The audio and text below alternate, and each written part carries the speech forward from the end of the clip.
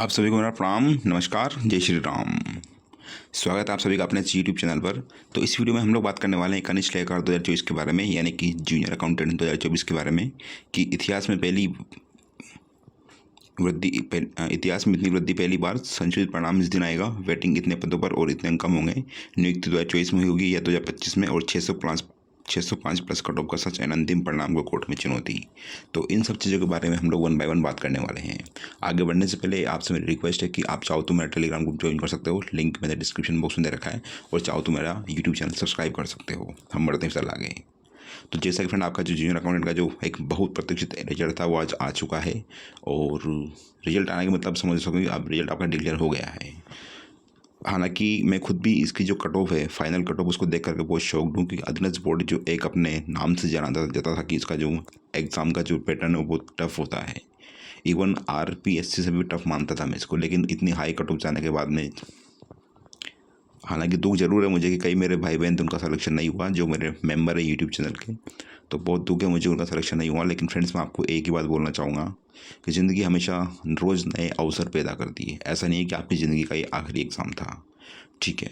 तो इन चीज़ों को एक तरफ रखिए, अब आगे जो भी फर्दर आपको प्लान करना है उसी के बारे में आपको सोचना है, ठीक है।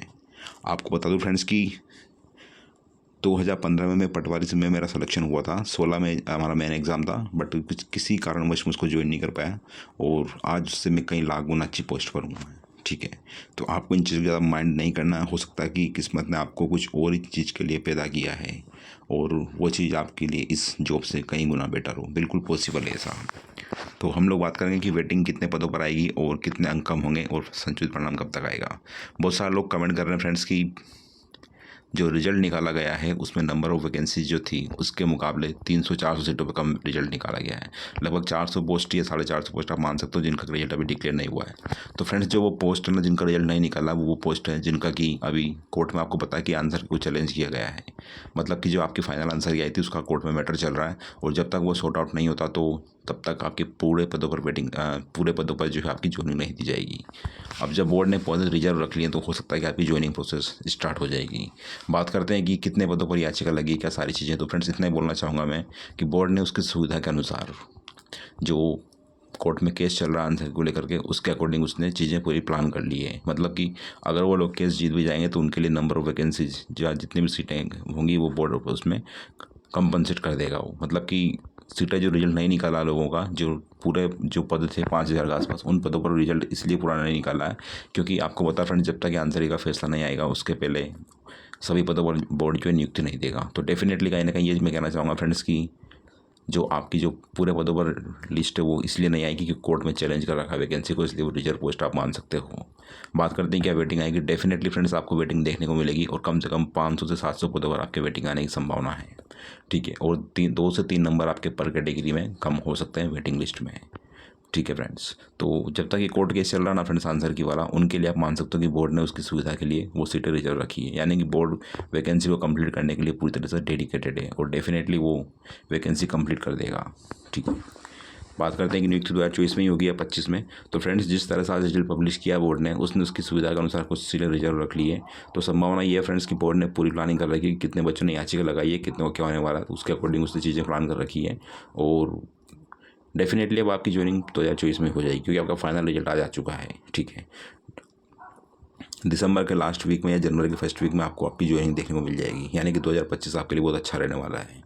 आपको बधाई, आपका चयन हुआ, लेकिन मैं मेरे भाई बहन जिनका सिलेक्शन नहीं हुआ है उनसे बोलूँगा कि प्लीज़ आप इसके लिए ज़्यादा अपने आप को डिमोटिवेट ना करें। लाइफ में आपके लिए सब कुछ इससे अच्छा बेटर मिलेगा आपको, इसलिए आपको किस्मत ने खुद ही बाहर कर इन चीज़ों से दूर कर दिया।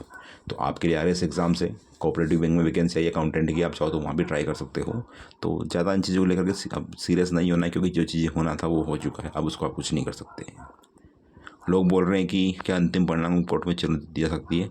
तो फ्रेंड्स देखो, अधीनस्थ बोर्ड ने उसका जो रिजल्ट था वो डेफिनेटली उसने पूरा जो रिजल्ट था वो पब्लिश कर दिया है। अब अगर आप पास आप किस चीज़ के ऊपर या किस बेस पर आप कोर्ट में चैलेंज करोगे, आपके पास में चीज़ें कंप्लीट होना चाहिए। अन्यथा कोर्ट इन चीज़ों को इंटरटेन नहीं करेगा। और अगर आप याचिका लगाने की सोच रहे हो तो मैं बता दूं कि आपकी याचिका पहली सुनवाई में खारिज हो जाएगी।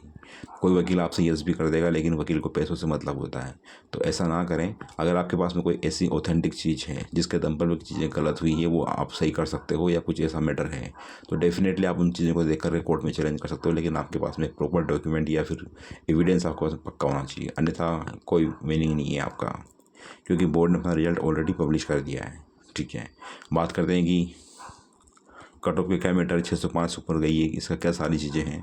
तो फ्रेंड्स मैं इतना ही बोलूँगा फ्रेंड्स कि अब इन चीज़ों के बारे में ज़्यादा नहीं सोचना चाहिए। आपको अपने दिल पर एक पत्थर रखना है और इन चीज़ों से अपने आप को दूर करना है। जो भी फ्यूचर में एग्ज़ाम आने वाले हैं, स्पेशली बता रहा हूँ मैं, कोऑपरेटिव बैंक में आपके लिए अकाउंटेंट का एग्ज़ाम डेफिनेटली होगा। इसके अलावा बिजली बोर्ड में भी आपका अकाउंटेंट की वैकेंसी आएगी। नंबर ऑफ वैकेंसी कम रहेगी, लेकिन आपने अगर प्रॉपरली स्टडी करी तो डेफिनेटली आपका जो कोऑपरेटिव बैंक का या फिर जो बिजली बोर्ड का अकाउंटेंट का एग्ज़ाम होता है वो इसकी तुलना में बहुत सिंपल होता है। क्योंकि अधीनस्थ बोर्ड का जो एग्ज़ाम पैटर्न है वो टफ मानता हूँ मैं, लेकिन पता नहीं क्यों इतनी हाई कट ऑफ गई है, कुछ समझ में नहीं आ रहा। आपने देखा फ्रेंड्स कुछ टाइम से अधीनस्थ बोर्ड की कट ऑफ बहुत हाई जाने लगी है। जैसे कि आईए का एग्ज़ाम था इन्फॉर्मेशन असिस्टेंट का, उसकी भी कट ऑफ बहुत हाई गई है। एलडीसी की भी बहुत हाई गई है। तो हालांकि इनडायरेक्टली मैं समझा सकता हूँ आपको कि कुछ तो गड़बड़ है। ठीक है, या तो आपकी तैयारी करने का तरीका सही नहीं है, या फिर आप समझ सकते हो मैं क्या बोलना चाह रहा हूँ। ठीक है, बट इतना ही बोलूँगा फ्रेंड्स में कि अब आपको फर्दर जो भी ग्रुप स्टडी करना उसमें करिए। और वेटिंग का होता है, मैंने वापस फ्रेंड्स की लगभग 1000 पदों के आसपास में वेटिंग आपको देखने को मिल सकती है, क्योंकि 400 पद तो ऐसे ही हैं, 400 450 जिनका रिजल्ट डिक्लेयर करना बाकी है। ठीक है, उसके बाद में आपकी वेटिंग आएगी। और ऐसा नहीं है कि जिन लोगों का रिजल्ट पब्लिश हो वो सारे ज्वाइन कर लेंगे, ऐसा ज़रूरी नहीं है। बहुत सारे लोगों का भी आरएस का चल रहा है, या फिर ऑलरेडी जॉब में है, जिससे रीट वगैरह हो गया। तो बहुत सारे लोग थे इसमें जो कि रीट में ऑलरेडी सेलेक्ट हैं, उन्होंने भी इसका एग्ज़ाम दिया था। क्योंकि 11 फरवरी को आपको आया था, उसके बाद में आपको पता है फ्रेंड्स कि रीट लेवल 2 में काफ़ी लोगों को ज्वाइनिंग मिल चुकी है बाद में। तो आपको परेशान नहीं होना फ्रेंड्स, मैं इतना ही बोलूँगा कि बस बी पॉजिटिव, पेशेंस रखना है। और अगर आपका 2-5 नंबर से सिलेक्शन नहीं हुआ है, 2 या 4 नंबर सिलेक्शन नहीं हुआ है, तो पूरी संभावना फ्रेंड्स कि आपको जो वेटिंग में आपका सिलेक्शन होने की पॉसिबिलिटी है। बाकी जो भी अपडेट होगी आपको बता दूंगा मैं। तो फिलहाल के लिए इतना ही, मिलते हैं नेक्स्ट वीडियो में। वीडियो वॉच करने के लिए thanks, and please be positive. और फर्दर जो भी एग्ज़ाम है जिसके लिए आपने प्लान किया उनका आपको प्रिपरेशन करना चाहिए। आपने अपना 100% दिया, कहीं ना कहीं आपकी तैयारी में कमी रही, या फिर आपका दुर्भाग्य, में तो नहीं बोलूँगा इसको, क्योंकि एक छोटे से एग्ज़ाम के लिए दुर्भाग्य या भाग्य को कोसना गलत बात है। ये सब कुछ अपनी लेबर पर डिपेंड करता है, अपनी मेहनत पर डिपेंड करता है। ठीक है, तो स्टडी करते रहेगा रेगुलर, बस इतना ही बोलना चाहूँगा मैं। Have a great day and all the very very best, and God bless you all.